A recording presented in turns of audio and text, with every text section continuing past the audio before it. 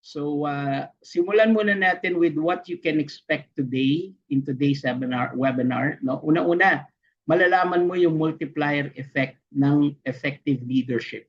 Okay, what is multiplier effect? Ito yung galing mo na ita-transfer mo sa mga tao mo. Okay? Now, it means na kunyari, halimbawa, magaling kang salesperson, tapos naging supervisor or manager ka, paano mo nga ba maililipat yung galing mo sa mga tao mo? Right? Although in reality kasi, ako as a consultant to other companies, I do not recommend na ang ipo-promote mong manager or supervisor, yung magaling magbenta lang. Okay? Kinakailangan nakikitaan mo siya ng leadership and management skills. No?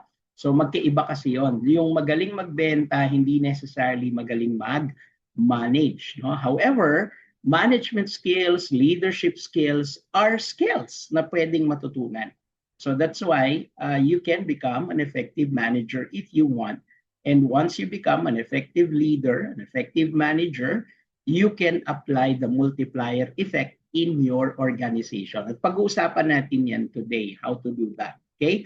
Second, you will understand the 3 key roles of a sales manager. Alam mo, meron kang gagampanang role at yan ay hindi ang magbenta.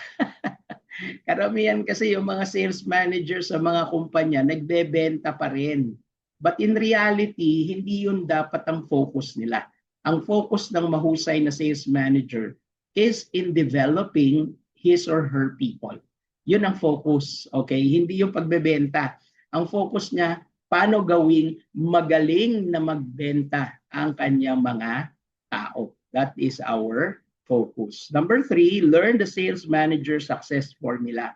So there is something that the sales manager need to have.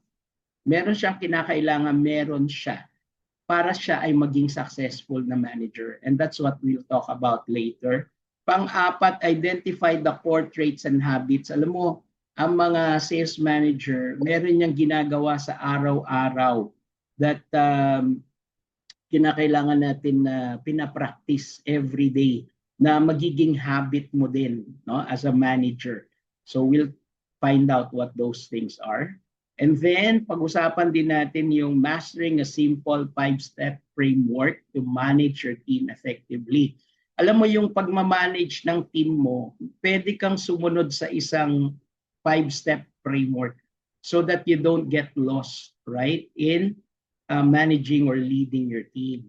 Then, of course, we will create your own weekly sales management routine. Kumbaga, ito yung ginagawa mo sa araw-araw, bawat linggo, para magawa ang iyong leadership role or sales management requirements. No? So meron tayong susundin na ito ang mga trabaho mo sa araw-araw.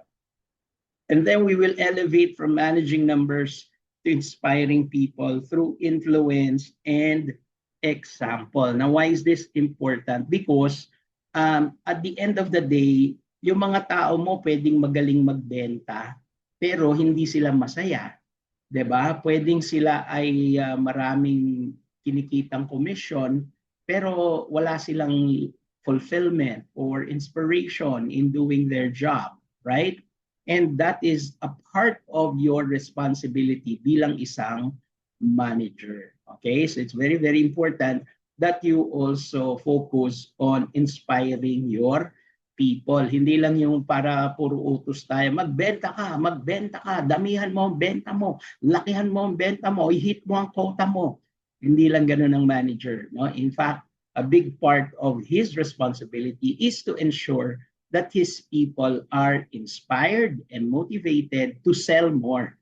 Yan. So pag ang mga tao natin hindi nagbebenta, at lalo na kung mababa ang moral nila or hindi sila inspired or motivated, it's usually a problem with the sales manager. Parang basketball din yan, di ba? Pag yung basketball team hindi nagcha-champion, hindi naman pinapalitan agad yung mga players eh. Ang pinapalitan yung coach, yung pinaka nagma-manage do sa team, di ba? Sila ang pinapalitan. Bakit? Kasi hindi na i-inspire, hindi na mo-motivate yung mga players eh. Hindi naman yung galing nilang mag-basketball at mag-shoot ng bola ang importante.